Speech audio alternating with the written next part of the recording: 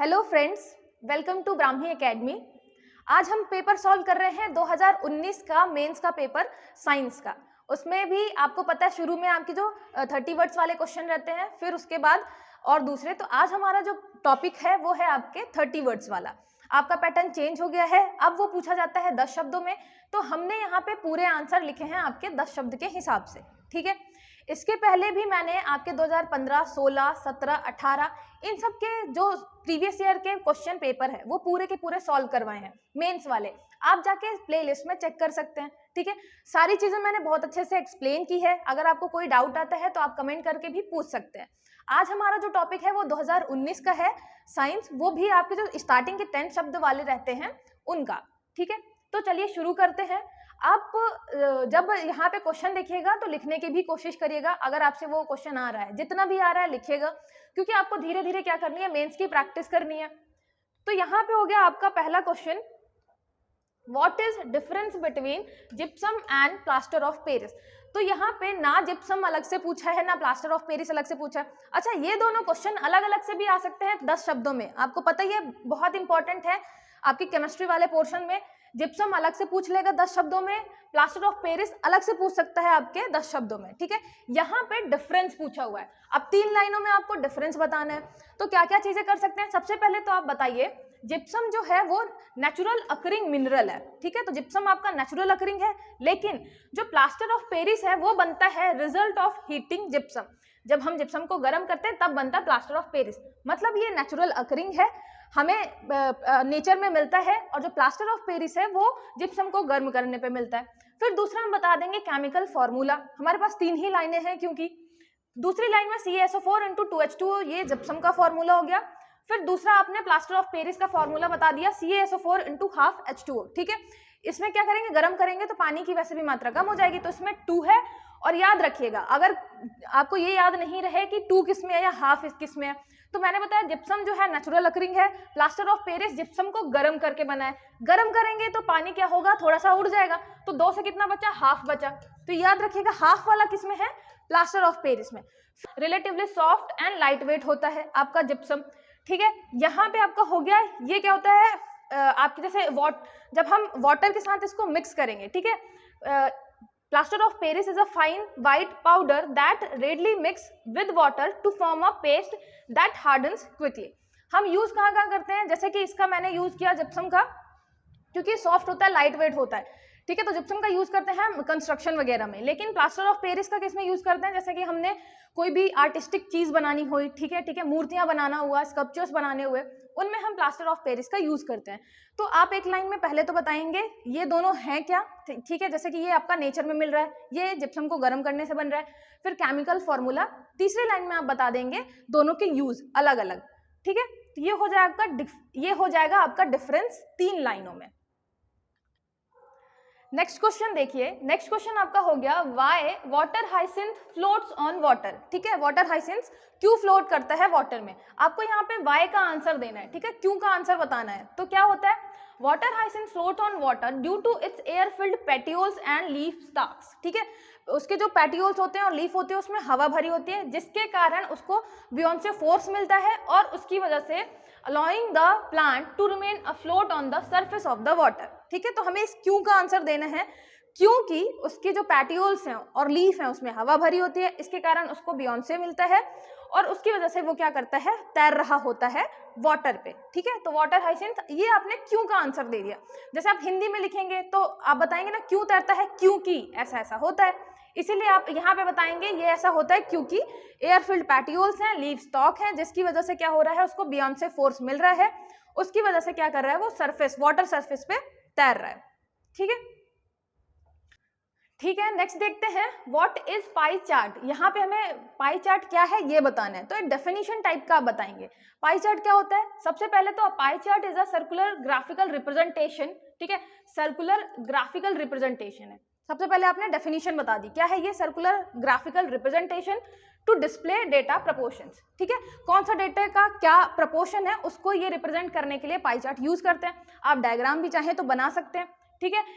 ये जो सर्कल है वो स्लाइसेस में डिवाइड होता है, divides a circle into slices with each slice, जो आपकी ईच स्लाइस है रिप्रेजेंट करती है एक कैटेगरी एंड इट्स साइज, जो उसका जो साइज है, ये जो है एक कैटेगरी रिप्रेजेंट करती है, और उसका जो साइज है वो क्या इंडिकेट करता है, द प्रोपोर्शन और परसेंटेज इट रिप्रेजेंट्स, मतलब उस कैटेगरी का कितना परसेंटेज है या कितना प्रोपोर्शन है वो रिप्रेजेंट करता है ये एक स्लाइस।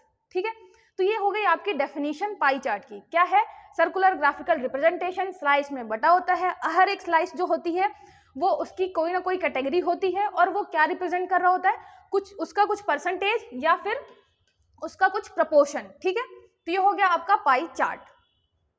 चलिए, आपको डेफिनेशन यहाँ पे जैसे पूछा था वाई में आप सीधी बात है डेफिनेशन नहीं बताएंगे, आप बताएंगे क्यों करता है, तो क्यों का आंसर देंगे। यहाँ पे पूछा है व्हाट इज पाई चार्ट, मतलब आप यहाँ पे डेफिनेशन टाइप की बताएंगे। तो डिपेंड करता है क्वेश्चन क्या पूछा, उसके हिसाब से आप थोड़ा अपने आंसर को मोल्ड कर लेंगे। ठीक है, नेक्स्ट देखिए, right the name of parts of national intellectual property rights. हमें इंटेलेक्चुअल प्रॉपर्टी राइट्स के क्या बताने हैं, पार्ट्स बताने हैं। तो क्या क्या है पार्ट्स ऑफ, अब ये सब चाहे तो लिखें या ना लिखें, कि मैंने मतलब क्वेश्चन को समझाने के लिए शुरू में लिख दिया है, आप सीधे सीधे पार्ट्स बता सकते हैं। ठीक है, parts of national intellectual property rights कौन कौन सा है, एक तो पेटेंट है, ट्रेडमार्क है, इंडस्ट्रियल डिजाइन है, जियोग्राफिकल इंडिकेशन है और कॉपीराइट है। ठीक है, आपको पता है पेटेंट हो गया, ट्रेडमार्क, इंडस्ट्रियल डिजाइन, ठीक है, जियोग्राफिकल इंडिकेशन, जीआई टैग्स जो होते हैं, और ये हो गया आपका कॉपीराइट। ये आपके नेशनल इंटेलेक्चुअल प्रॉपर्टी राइट्स के क्या हैं, पार्ट्स हैं। ठीक है, ये टॉपिक जो है आपका हर साल आता है, कुछ ना कुछ टॉपिक इससे पूछा ही जाता है, तो उसको बड़ा डिटेल में आप क्या करिएगा, कवर करिएगा। पेटेंट क्या है, ट्रेडमार्क क्या है, इनके छोटे छोटे आप आंसर 10 शब्दों में आप क्या लिखेंगे, पेटेंट आएगा तो, ट्रेडमार्क आएगा तो क्या लिखेंगे, इंडस्ट्रियल डिजाइन आएगा तो क्या लिखेंगे। तो ये आप जरूर अपने मतलब नोट्स बना के रखिएगा इन सारी चीजों के बारे में, क्योंकि ये सीधे सीधे आपको एक क्वेश्चन ही बना के दे रहे हैं। आपसे नाम, अभी पार्ट्स के नाम पूछा है, फिर सीधे सीधे उनके बारे में स्पेसिफिक पूछ लेगा कि पेटेंट के बारे में बताइए, तो आप अपने नोट्स इस हिसाब से जरूर बनाइएगा।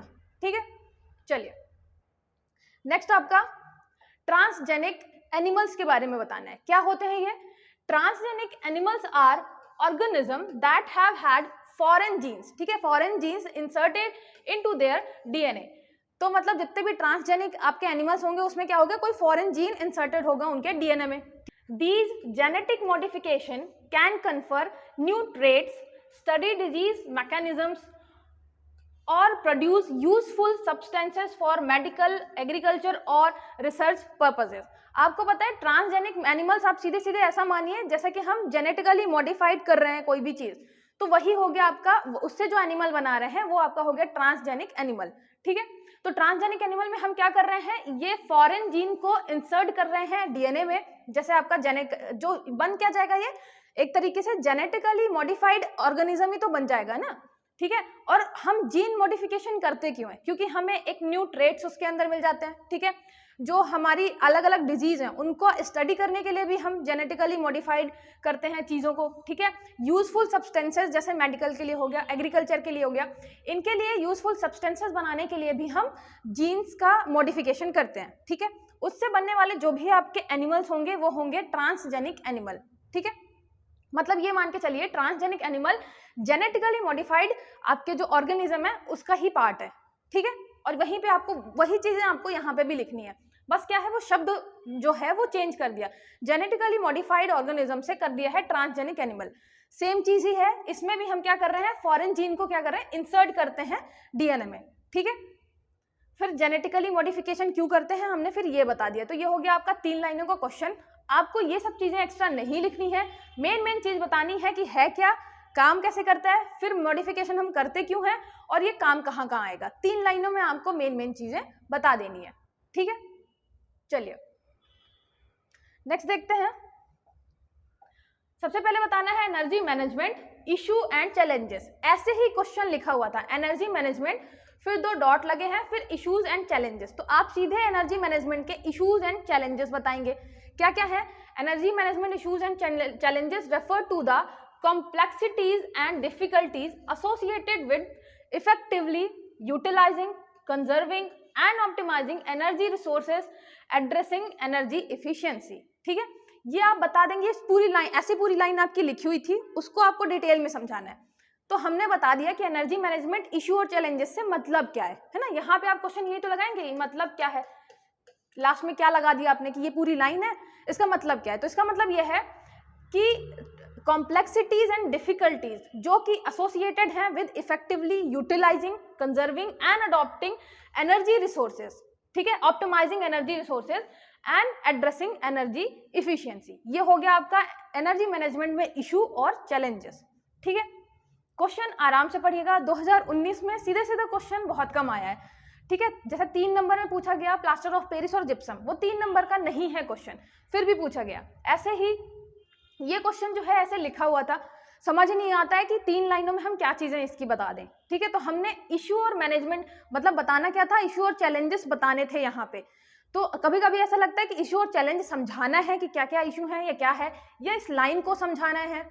तो कभी कभी अगर आप स्टार्टिंग में कर रहे हैं तैयारी तो ये डाउट भी आ सकता है। तो आप आराम से इसको क्वेश्चन पढ़िए, समझिए, फिर वीडियो देखिए, पॉज करके समझने की कोशिश करिए, ठीक है। क्वेश्चन क्या पूछा था, आने वाले टाइम पे कैसे क्वेश्चन आ सकते हैं, तो आपको आंसर कैसे करना है। इसलिए बहुत इंपॉर्टेंट होता है कि आप प्रीवियस ईयर के क्वेश्चंस का सॉल्यूशन जरूर एक बार करें, क्योंकि पता चल जाता है कि आपको कैसे क्वेश्चन हैंडल करना है, ठीक है। और इसके लिए मैंने आपको बहुत सारे वीडियो बना के दे ही दिए हैं, अभी हम बना ही रहे हैं ये पूरी सीरीज, जिसमें प्रीवियस ईयर के सारे जितने भी मेंस के आंसर हैं साइंस के, वो मैंने आपको दे दिए हैं। 2019 चल रहा है, 20 और 21 अभी बचा हुआ है, तो वो भी आपको जल्दी ही मिल जाएगा। ज़्यादा से ज़्यादा लोगों को सब आप मतलब शेयर करिए, बताइए कि सारी चीज़ें आपको यूट्यूब में मिल जाएंगी ब्राह्मी एकेडमी पे। चलिए आगे देखते हैं। What do you mean by faecal sludge management? यहाँ पे व्हाट डू यू मीन है, मतलब यहाँ पे फिर आप क्या बताएंगे, डेफिनेशन टाइप की बताएंगे, है क्या फीकल स्लज मैनेजमेंट, ठीक है। तो faecal sludge management refers to the collection, treatment and disposal of human excreta and waste water solids, ठीक है। इसमें क्या क्या आता है, कलेक्शन, ट्रीटमेंट और disposal of human excreta and waste water solids, ठीक है। It involves proper handling, treatment and disposal methods to prevent environmental contamination and protect public health, ठीक है। तो सबसे पहले तो आपने बता दिया ये है क्या, व्हाट डू यू मीन पूछा है ना कि है क्या फीकल स्लज मैनेजमेंट, तो आपने बता दिया। अच्छा, मैनेजमेंट वर्ड लगा हुआ है, तो ये भी नहीं कि आप फीकल स्लज समझाने लग गए कि फीकल स्लज क्या है आपका, मैनेजमेंट बताएंगे। मैनेजमेंट में हमेशा 2-3 शब्द आपको याद रखने, चाहे वो फीकल स्लज मैनेजमेंट हो, सॉलिड वेस्ट मैनेजमेंट हो, इलेक्ट्रॉनिक वेस्ट मैनेजमेंट हो। अगर आपका वेस्ट मैनेजमेंट से रिलेटेड कुछ आता है तो क्या करना होता है, उसका कलेक्शन करना होता है, ट्रीटमेंट एंड डिस्पोजल, 3 चीजें हमेशा, पहले तो कलेक्ट करेंगे, ट्रीट करेंगे और फिर उसको डिस्पोज करेंगे। अब यहाँ पे फीकल स्लज था तो हम डिस्पोज किसको कर रहे हैं, ह्यूमन एक्सक्रीटा को और जितना भी वेस्ट वाटर सॉलिड है उसको, ठीक है। कर क्यों रहे होते हैं इसमें, मतलब फिर आपने बता दिया कि इसमें इन्वॉल्व क्या क्या होता है, इसमें हैंडलिंग है, ट्रीटमेंट है और डिस्पोजल मेथड्स है, ठीक है।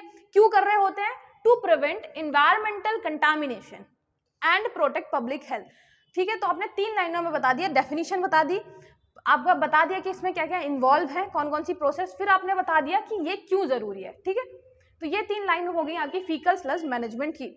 लिखने की प्रैक्टिस करिएगा, मेरे ख्याल से आराम से जब आप प्रैक्टिस करेंगे, धीरे धीरे लिखेंगे, तो ये चीजें आप 3 लाइनों में आराम से लिख सकते हैं। 1-2 आप चाहें तो 1-2 चीजें मिस भी कर सकते हैं ना, जरूरी नहीं है अगर ये 3 लाइनों में नहीं आ रहा तो आप 1-2 चीजें हटा दीजिए। लेकिन मैंने ये बहुत ही मतलब आपको परफेक्ट आंसर यहाँ पे बता दिया कि आप ऐसा आंसर लिखेंगे तो आपको अच्छे नंबर मिलेंगे, ठीक है। नेक्स्ट देखिए, बायोरिमेडिएशन। बायोरिमेडिएशन मेथड काफी इंपॉर्टेंट है क्या, बायोरिमेडिएशन ऐसे ही लिखा हुआ था, मतलब यहाँ पे आप थोड़ा सा उसके बारे में बताएंगे, डेफिनेशन बताएंगे, अच्छा बुरा ये चीजें बता देंगे। Bioremediation is a process that uses micro organism और प्लांट्स टू डिग्रेड, ट्रांसफॉर्म और remove contaminants from soil, water और एयर, ठीक है। हम क्या कर रहे हैं, या तो हम माइक्रो ऑर्गेनिज्म का यूज कर रहे हैं और किसी प्लांट का यूज कर रहे हैं, किस लिए, टू डिग्रेड, ट्रांसफॉर्म और रिमूव, मतलब या तो डिग्रेड करे, या तो ट्रांसफॉर्म करे, या तो रिमूव करे कंटामिनेंट्स, किससे, सॉइल से, वाटर से और एयर से, ठीक है। तो बायो रिमेडिएशन, बायो मतलब सीधी बात है हम किसी लाइफ फॉर्म की बात कर रहे हैं, तो माइक्रो ऑर्गेनिज्म हो गया, प्लांट हो गया। रिमेडिएशन मतलब हम किसी रेमेडी की बात कर रहे हैं, ठीक है। तो यहाँ पे हम या तो उसको डिग्रेड कर देंगे, या तो ट्रांसफॉर्म करेंगे, या तो रिमूव कर देंगे जितना भी क्या है आपका कंटामिनेशन है, ठीक है। Cleaning up, thereby cleaning up polluted environments in a natural and sustainable manner. ठीक है, जो आपका पॉल्यूटेड इन्वायरमेंट है उसको क्या करेंगे, सस्टेनेबल और नेचुरल मैनर में हम करेंगे क्लीन। ठीक है, जैसे हो गया आपका ऑयल स्पिल, जब ऑयल स्पिल हो जाता है समुद्र में, ठीक है, तो हम उसमें भी बायो रिमेडिएशन मेथड से क्या करते हैं, उसको साफ करते हैं। ऐसे बायो रिमेडिएशन मेथड बहुत ही इंपॉर्टेंट है सस्टेनेबल तरीके से क्या करने का, पॉल्यूटेंट को हटाने का। ठीक है, तो ये याद रखिएगा, काफी जरूरी है इस टाइम पे। जितना भी आप देख रहे हैं ग्लोबल वार्मिंग वगैरह और सारी चीजें, तो आपको पता है पोल्यूशन हमें बहुत कम करना है। पोल्यूशन कम करने के लिए हम क्या करेंगे, सस्टेनेबल और नेचुरल तरीका यूज करेंगे क्लीन करने के लिए पॉल्यूटेंट्स। ठीक है, तो ये हो गया बायो रिमेडिएशन। ये आपका क्या है, एक मेथड है जिसमें हम बायो लगा है, मतलब हम कुछ ना कुछ माइक्रो ऑर्गेनिज्म, प्लांट्स, लाइफ से रिलेटेड कोई चीज यूज कर रहे हैं। क्यों, किस चीज के लिए, डिग्रेड, ट्रांसफॉर्म, रिमूव जो भी कंटामिनेंट्स है उसको। ठीक है, और किन किन फॉर्म्स में कर सकते हैं, मतलब इसको हम किन किन चीजों में यूज कर रहे हैं, या तो सॉइल अगर पॉल्यूटेड हो गई है तो, वाटर पॉल्यूशन हो गया तो, या फिर एयर पॉल्यूशन हो गया तो, इन तीनों में हम यूज कर सकते हैं बायो रिमेडिएशन। ठीक है, नेक्स्ट देखिए, वेंकट रमन राधाकृष्णन। आपको पता है कि जो जितने भी हमारे यहाँ के फेमस वैज्ञानिक हैं इंडिया के, उनके बारे में क्वेश्चन आता है। 19 में आपके 10 वर्ड्स में आया हुआ था, मतलब उस टाइम पे 30 वर्ड्स में आया हुआ था ये क्वेश्चन। ठीक है, सबसे पहले बताएंगे कौन थे ये, Indian born American structural biologist. ठीक है, एक तो Indian born American structural biologist थे। ठीक है, उसके अलावा इनको नोबेल प्राइज मिला था केमिस्ट्री में 2009 में। ठीक है, फिर for his studies on the structure and function of the ribosome. ठीक है, आपको पता है राइबोसोम प्रोटीन सिंथेसिस में बहुत इंपॉर्टेंट है, तो इन्होंने क्या किया था, स्टडी की थी structure and function of ribosome an essential cellular component. ठीक है, तो ये राइबोसोम का स्ट्रक्चर इन्होंने काफी अच्छे से स्टडी किया था, इसके लिए इन्होंने नोबेल मिला था केमिस्ट्री में 2009 में, आपका वेंकट रमन राधाकृष्णन। ठीक है, जितने भी आपके इंपॉर्टेंट वैज्ञानिक हैं उनके सारे लोगों के बारे में आपके 10 वर्ड्स और 50 वर्ड्स आपको तैयार होने चाहिए। ज्यादा से ज्यादा इतने में ही पूछेगा। अब्दुल कलाम जी के बारे में जैसे पूछा हुआ है, उनका क्या पार्टिसिपेशन था, ठीक है, साइंस एंड टेक में। उसके अलावा जैसे इनका आ गया 10 वर्ड्स में, तो ज्यादा से ज्यादा वो 10 वर्ड्स या 50 वर्ड्स में पूछ सकता है। तो आप जब नोट्स बनाइएगा अपने, तो इसी के हिसाब से बनाइएगा। कभी भी 200 में ऐसे क्वेश्चन नहीं जाते हैं, क्योंकि इतनी सारी चीजें आपको ना ही डिटेलिंग में पढ़नी होती है, ना ही आपसे क्वेश्चन पूछा जाएगा। ठीक है, तो ये हो गया आपके Indian born American structural biologist है, नोबेल प्राइज मिला केमिस्ट्री में 2009 में। आपने बता दिया इन्होंने क्या क्या था, इन्होंने स्टडी की थी structure and functions of ribosome, तो राइबोसोम की इन्होंने स्टडी की थी। ये सारे क्वेश्चन हो गए आपके किसके, 2019 के। इसमें से आपको कुछ क्वेश्चन मिसिंग लगेंगे जो कि मैथ्स के थे, मैथ्स वाले क्वेश्चन अभी मैंने इसमें इंक्लूड नहीं किए। तो आप इसको एक बार अच्छे से देख लीजिए, समझ लीजिए, जो भी क्वेश्चन आपसे मतलब नहीं बन रहा है, अगर कोई भी डाउट आ रहा है तो आप मुझे कमेंट करके बताइए। आप टेलीग्राम में भी जाके ब्राह्मी एकेडमी के नाम से सर्च कर सकते हैं, वहां पे डायरेक्ट मैसेज करके भी आप कोई डाउट अपना पूछ सकते हैं। अगर आपको लगता है कि आपको मतलब डायरेक्ट यहाँ पे कमेंट नहीं करना है यूट्यूब में, तो इसके अलावा हमारी एक सीरीज मैंने मतलब हम लोगों ने चालू की है हमारे ब्राह्मी एकेडमी ने, वहां पे अगर आप MPPSC मेंस के लिए कोई भी टेस्ट सीरीज ज्वाइन नहीं करना चाहते हैं, या आप अफोर्ड नहीं कर पा रहे, या फिर आपका मन नहीं है किसी भी रीजन से, ठीक है, आपको नहीं लगता कि वो फायदेमंद है आपके लिए, तो आप अपने आंसर्स को चेक करवा सकते हैं हमारी कोचिंग में फ्री में। ठीक है, टेलीग्राम के ग्रुप में ऐड होके वहां पे आप डायरेक्ट जाइए, एडमिन आपको दिखेगा, वहां पे आप मैसेज करके अपनी कॉपी सेंड कर सकते हैं। मैं और जो मेरे साथ और टीचर्स हैं वो आपकी कॉपी चेक करेंगे और फिर बताएंगे कि क्या कमी है, कहाँ पे आप इम्प्रूवमेंट कर सकते हैं। ठीक है, तो हमारा ये प्रयास रहेगा आपके लिए कि आप ज़्यादा से ज़्यादा अपनी क्या करें, तैयारी को बेहतर बना सके। उसके अलावा आप देख ही रहे हैं कि मैं प्रीवियस ईयर के सारे क्वेश्चन सॉल्व करवा रही हूँ, अलग अलग सब्जेक्ट के हम वीडियोस लेके आएंगे। अभी आपका साइंस चल रहा है, 2015 से लेके अभी हम 2019 तक पहुंच गए। 2020 और 2021 का भी बचा हुआ है, वो भी मैं आपको करवा दूंगी। तो हमारा चैनल फॉलो करिए, ज़्यादा से ज़्यादा लोगों को बताइए कि यहाँ पे चीज़ें आपको आराम से अवेलेबल हो जाएंगी और बहुत ही अच्छी क्वालिटी में। ना मैं यहाँ फालतू बात करूँगी कि ये कर सकते हैं वो कर सकते हैं, जो चीज़ें आपको लिखनी है सीधे सीधे मैं वही आपको आंसर ला के दे दूंगी। मैं ये नहीं दिखाऊंगी कि आपको 10 पेज में बताऊँ कि पूरा पेज भर दूँ और बोलूँ इनमें से आप 3 लाइनें छाट लीजिए अपने हिसाब से। नहीं, मैंने मेन चीज़ें बताई हैं, आप सीधे उठा के यही क्वेश्चन आपकी आंसर राइटिंग में मतलब आंसर उसमें लिख सकते हैं। ठीक है, तो मेरे इस प्रयास को आप लोग और सपोर्ट करिए, ज़्यादा से ज़्यादा लोगों को शेयर करिए। चलिए ठीक है, फिर मिलते हैं नेक्स्ट लेक्चर में, तब तक के लिए ऑल द बेस्ट।